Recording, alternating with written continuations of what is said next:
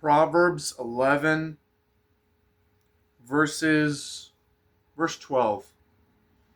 A beautiful woman who lacks discretion is like a gold ring in a pig's snout. I stumbled across this verse, and I've read it many times, and it's starting to make more sense than ever. So I did a little word study. The word used for discretion, right? A beautiful woman who lacks discretion is like a gold ring in a pig's snout. And the word in the Bible that's used, or at least translated here as discretion, isn't what you would think. And this is why oftentimes like word studies using the Blue Letter Bible are so important. It's important to look into what the actual word, the different ways that it's used in the Bible. It's not what you would think in terms of discretion, like discernment, choosing something wisely, right? At least that's what I would think when I hear discretion or like carefulness, right? Though it could be used that way, but in the Bible, the instances where it is used primarily, believe it or not, is taste. There's a few other instances. One of them is behavior, right? It could translate to a beautiful woman who lacks a certain behavior. But more than behavior, it's used in terms of taste, and sometimes literal taste. Not even figuratively, though often used in a figurative sense. But there's a passage where it describes the white of an egg lacking taste, right? That same word discretion, you wouldn't say the egg lacks discretion. That same word is used to describe taste. Or honey, the sweet taste of honey. Or with oil, the taste of oil. Those are all instances where this word is used in the Bible. So I don't feel like discretion, I feel like it's a bit of a misnomer in describing what's going on here. So taste, like a sweetness, a flavor, a behavior, is one of the literal translations in the Bible of this word. It's like a substance, right? It's a substance that's either acquired, but the way it's used in the Bible, it's often referred to, like I was saying, the taste in a food. A taste is to be preserved. Something is useless or it's not as valuable when it lacks this discretion, or more accurately, this taste. It's not desired, right? There's a big dating crisis going on, a marriage crisis, the battle between the sexes. And there's all kinds of conjectures to what is really causing it. Well, first off, I would be very careful with who you listen to, right? Because some influencers and some, whether it's media or like popular influencers, even on the right and the conservative side, or even in the church on the Christian side, I see it all the time. They will recognize the problem because now it's blatant. It's in the face of things. It's very clear. This tension, what we're dealing with right now, and the breakdown of the family, and the breakdown which can be attributed to the severe lack of people getting married and having kids, or its delay, right? It's hard to ignore now, so people on all sides are talking about it. But what's really important is what caused it and what's causing it right now, what's perpetuating it. And that's where people diverge, right? It's hard to ignore the problem anymore. But where there's disagreement is what has caused it? What is causing it right now? And that's when you get into dangerous territory of lies and deception and misinformation from so-called authorities, these so-called authorities that seem to have your best interest in mind, that will tell you what is causing it. The manosphere influencers, the guys that seem to be on your side, the big names I won't name right now, and then the people, in the church movement, um, the Christians, right? And they'll give all kinds of reasons. But I find they're often not true. They're often, even like practically speaking, um, they don't get to the heart of the issue, right? And it's a multifaceted problem where there's multiple causes, right? There can be, because there's individual cases, right? There's individual cases, and there's a lot of things feeding into it. There's conspiracy. There's a lot of it. If you do your research, you'll find out this is a trend. This isn't something that just came up in our generation. This problem of getting in relationships and getting married and having kids and multiplying and this whole idea of like the white genocide or just the destruction of the family structure. It has been planned since the beginning. If you know your history, if you know the names of the people involved, and I don't even want to get into it because a lot of it's very controversial and it gets into other political debates and other things that could just get you in trouble if you talk about it. But one thing I can talk about is what is happening right now as a result of all of that evil that's been causing this trend on purpose.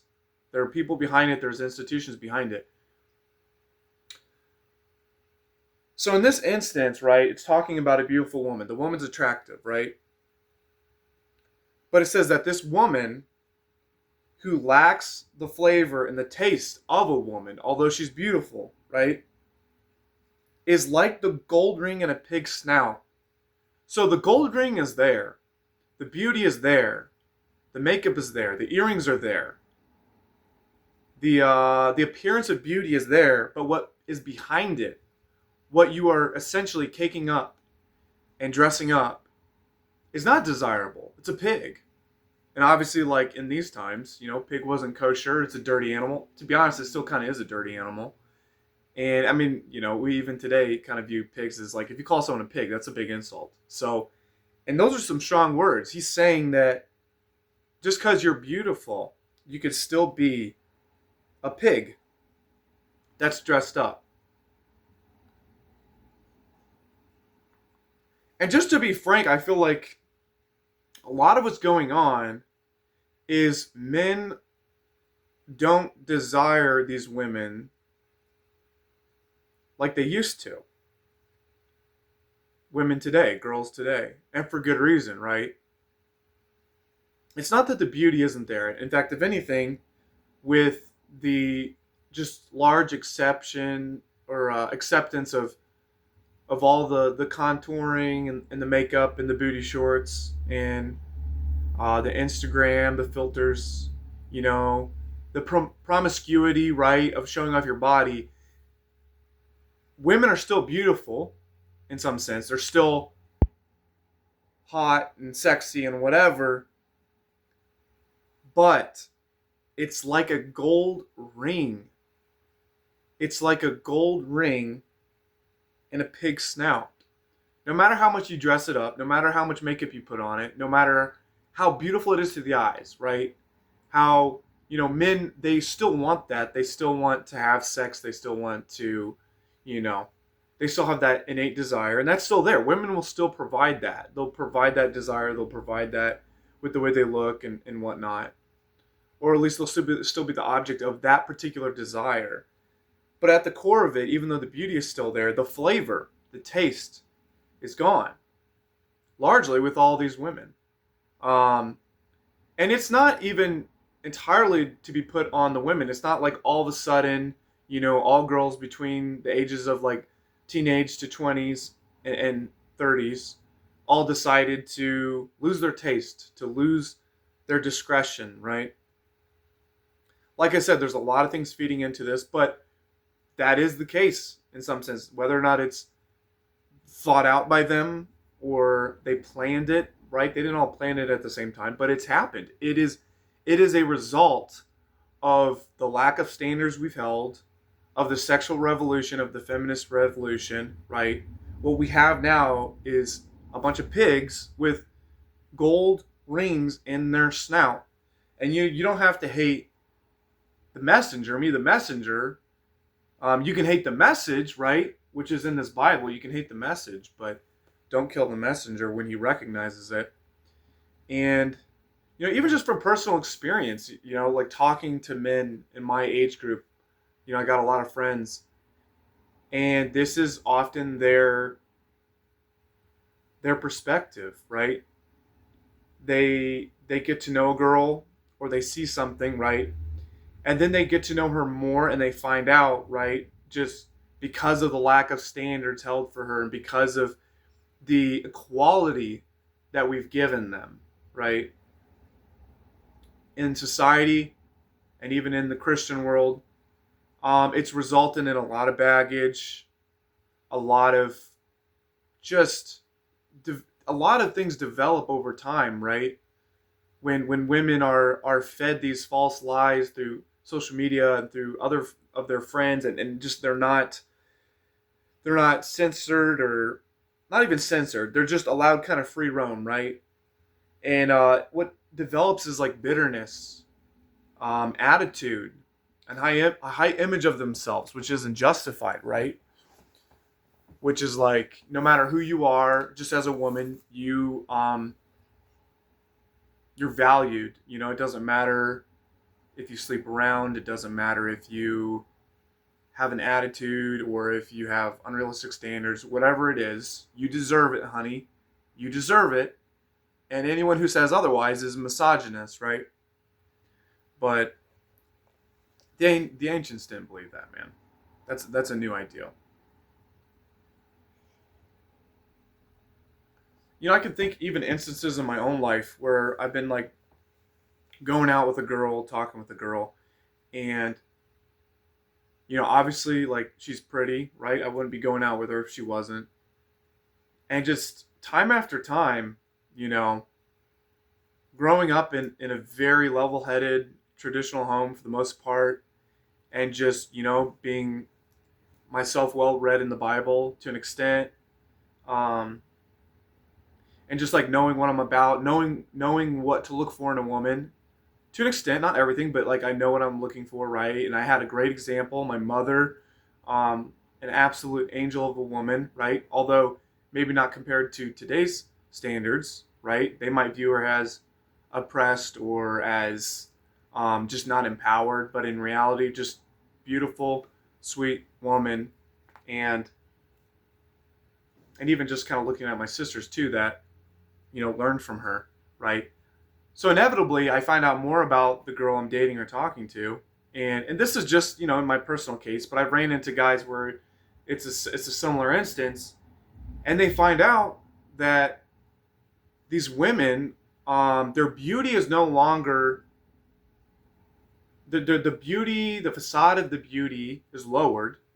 They learn about these women, about their pasts, about how they are currently, about some of their thoughts and ideas, and just how they behave, right?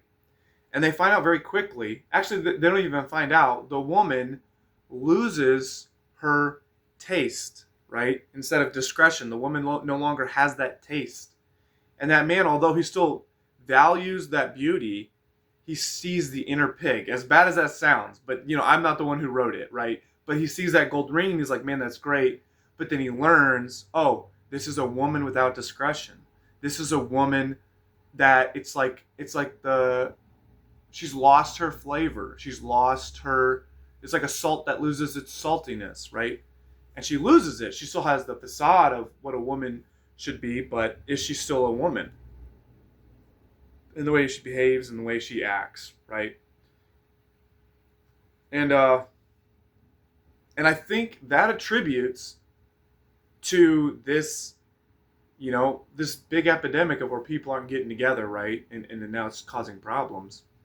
And in some instances, you might have those, guys who, a small minority of guys that are, they're creeps, or they're just keyboard warriors where they stay at home all the time and they don't talk to girls, and or maybe all they do is lash out in anger, and there's that bitterness, right? And there's guys like that, right? There's always outliers. There's always individual cases, But I know from experience and from a lot of guys I know, and just from, um, I mean, it's just like pretty clear, right?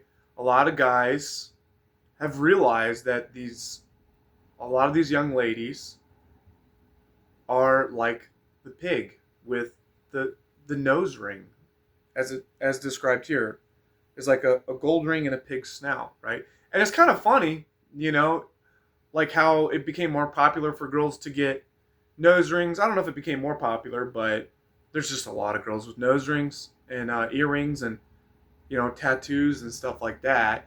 And not to go on a rant about that specifically, but the irony is there, right? The irony of a girl with a gold ring in her nose, right? Should you assume because she has a gold ring in her nose or a stud on her nose or, large hoop earrings that she is like that pig that's been dressed up and put on jewelry, but she lacks discretion, she lacks taste, she's no longer, although she has the beauty of a woman, she no longer has the purity and the chasteness of a woman. Should you assume that? I don't know, maybe. I was going to say maybe not, but maybe. I know in many instances I've ran into that where girls I'm talking to, they just so happen to, with the high body counts and with the promiscuity and with the attitudes that are not very ladylike. They often, whether it's a contentious woman or whatever, they often do have nose rings. I don't know why. It just seems to be the case. It's just kind of funny. I can think of a few in particular. So, it's not like the nose ring's what does it, but it's just kind of a funny, irony right there. So, men are, they still desire the same things they have desired before. They don't want to marry whores. They don't want contentious, independent women with tons of baggage raising their kids. And, a lot of these guys will date these women or talk to these women because they still possess the beauty, like Proverbs 11:12 says, but they know what's behind all that beauty, right? It's that lack of discretion. It's that woman that no longer has the flavor of a woman. And it discourages them from wanting to pursue anything serious, right? So, I'm not saying it's right to engage with these women, but oftentimes you'll just find out that a lot of the girls you talk to, you won't know at first and then you'll find out later. So it's kind of inevitable that you end up talking to girls like this, right? Because it's so prolific in our culture. It's so common, right? Because of how society and the church has just basically traded truth and honesty and godliness and righteousness and biblical principles. It's traded all that for the sake of pleasing women, of making them feel heard, making them feel comfortable, making them feel empowered, right? All of this. They've traded it, right? A lot of times they keep some of the good stuff, the message of Christ, the whatever it is, but they've traded a lot of that. And the result is what I could have told you would happen, right? If I was born 30 years ago and I saw this happening, and a lot of young guys, the result is a generation or a couple generations of women that are pigs with gold rings in their nose. Solomon recognized this thousands of years ago, and guys are recognizing this now. And you can call them whatever you want, the men. You can call them bitter, you can call them incels, you can call them whatever you want. And maybe there are some guys who are genuinely that. But I know a lot of the guys I know, that's not the case. It's not this reaction. It's this recognition. This recognition of what's going on. So, and it's not to say that, if you've gone down that path and, as a lady and you've kind of believed those lies and you've lived your life and, now you truly regret it, coming to the Lord, man. and changing your ways. First coming to Christ, and he covers all sins, and he will change your heart, right? So you no longer do those things, you know? And then you'll there's still a good chance that you'll find a guy that is willing to look past, previous mistakes and everything like that. That's, very strong possibility. And some guys won't, and you can't fault them for that, right? You can't fault them for desiring attributes like purity, chasteness, a humble spirit, a quiet spirit, all these things that are talked about positively throughout the Old and the New Testament. You can't fault guys for looking for that, or for that being a relationship deal breaker just because you drank the Kool-Aid. And I've got, I've been in situations where, I've had to end it or whatever, or I've expressed my concern when I find this out from a girl maybe I've been talking to for a little bit, and usually pretty early on, I once I find out, and or I just straight up say, I got to end it because of this, and it never ends well. It obviously is. No matter how you do it, it's always going to end up with it's always going to. Actually, one time, like even fairly recently, she was very understanding, and she kind of recognized, like, yeah, she saw where I was coming from, because I think she herself regretted that, and she realized, that she lost her discretion and taste and what she was doing, right? But yeah, so you're going to get a lot of kickback. You're going to get kickback from Christians too. Christians are going to say, you can't look at women like this. All sin's the same. Guys are just as bad as girls. You shouldn't have any expectations for the women you're dating. Man up and marry these whores, right? Man up and marry these pigs with rings in their nose, right? And the church is going to get onto you for that. They've gotten onto me for it. People in the church, I should say, right? Or the institution as a whole, right? The leaders and the teaching and whatnot. So yeah, you're gonna get some hate for it, right? But just recognizing the truth. So, and it's not to say that, marrying a girl that has let herself go a little bit. She's gained some weight. She's got the tats, the earrings. She's got the multiple body counts. She's not chaste virgin anymore. She's kind of independent, and she's got attitude. Essentially, I'm describing the modern woman, the modern girl. But it's not to say that compromising and looking past that stuff and marrying her is wrong, right? I would not say that. But what I would also just do is just affirm that you're looking for those things, the things you're looking for, or the fact you have trouble with all those things that I just mentioned. There's nothing wrong with it. And there's scripture to support it and to back it up, right? And I feel like I need to say this because no one is, or at least not people where they should be saying it. A lot of these, like a lot of the influences in our life, the mentors and whatnot. I've had instances where they do encourage it. They're like, that's what you want to look for, right? But a lot of times they'll say that's judgmental, that's wrong, But that behavior right there, that reaction, that advice that we get, right? That's part of the problem. That's just succumbing to the culture, succumbing to the feminist movement, the secular movement, the atheist movement. And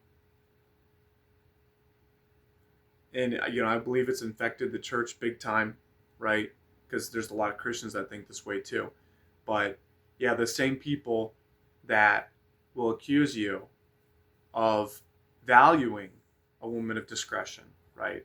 And caring about the past and how she's behaved, right? They themselves have drank the Kool-Aid. They've drank the Kool-Aid, man, of all these lies.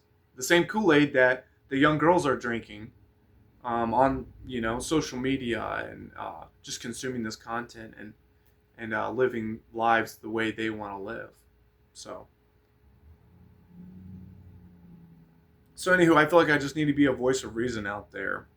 especially because I'm running into it myself, like constantly, with the girls that I talk to or whatever, which is not often, but occasionally. And I just keep running into this. And, I'm like, I'm tired of it. I'm very tired of it. My friends are tired of it. We're tired of accepting this type of behavior from women. We're tired of accepting women who have acted the part, have played the harlot. And, but just because, it's taboo, it's unpopular to speak out against that. They keep their voice quiet. So I feel like I need to be a little bit more outspoken about it. So, anyways, if you want to look at and if you want to solve the problem that we're dealing with right now, the answer is not. If you want to solve the problem of birth rates plummeting and people not getting married, right? There's small solutions that may help, right? Maybe it's like, just stimulus packages from the government, or just, getting the word out, encouragement, and whatever you can do to encourage people getting together. Like that can work. That's good stuff. But let's get to the core root of the problem that's recognized in Proverbs. If these people are actually reading their Bible, is that there's a lot of beautiful women out there that lack discretion, that lack the taste and the behavior of what a woman should be. And there's a lot of guys that don't want to date or marry pigs with, gold rings in their nose. So, but, and then, and another thing too is like not only the beauty, but for some reason the gold ring in the nose today can also be like money and having a stable job. A lot of girls I've noticed will brag about that. Will brag about their, say like, hey, I'm a good option because, I've got a good job. I take care of myself. I've got, money. I've got this education, right? And even in the Christian culture, we're supposed to encourage it, and we're supposed to value a woman's education, right? Which a lot of guys, they're not saying anything, a lot of them, but I don't think they really care about that stuff. People were getting married and having more kids than ever before than we are today. They had healthier relationships and healthier families when women were less educated, that didn't have money, that were dependent, that weren't independent and, full of all these life experiences and that are older, right? Because we're always like encouraging them to live a little bit, not to marry young, right? So why is it that we have no kids, and why is it that we aren't marrying and creating strong families when we've got all these things that are supposedly good, that women have all these attributes that are supposedly good? It's like, well, we were a lot better off as a society when those weren't, attributes of women. The degrees and the money and the education and the freedom and the equality. Has equality really done much for men and women? I think the answer is very clear, as we're literally being genocided because of it, So, and I think of a quote from a person, I'll just say, a very prominent person in history. I'm not going to say his name, but he said that when I look at two women beside each other, the woman who is highly educated, this was a long time ago. This was like, 80 years ago. No, it was longer than that. It was about that, I think. Maybe 80 to 90 years ago. The woman that has an education, so this is, it was still a problem even back then in the 40s and 50s, right? A woman, if I look at two women and one has a education and finances and degree and all that stuff, or whatever, she's been successful in her career, I think was the main point. And then I look over at a woman who has none of those things, but she has, 4, 5, 6, or 7 kids that she's raised that are healthy. I think that the woman who's raised that family has done a much greater good. So people have known this for a long time, but for some reason we're supposed to just shut up, be quiet, and just accept like, okay, this is what we're supposed to look for in women. Just don't believe it, guys. Don't believe it. It's not true. It's not true. It's a lie. Don't drink the Kool-Aid, man. Don't listen to people that that push that filth, that push that garbage, and that expect you to be complacent about it, and that call you names when you're not, right? And they'll tell you what to look for. Um, yeah, just look at this experiment, man. It's falling apart. It's absolutely falling apart. But just stay in the Word, man. Stay in the Word.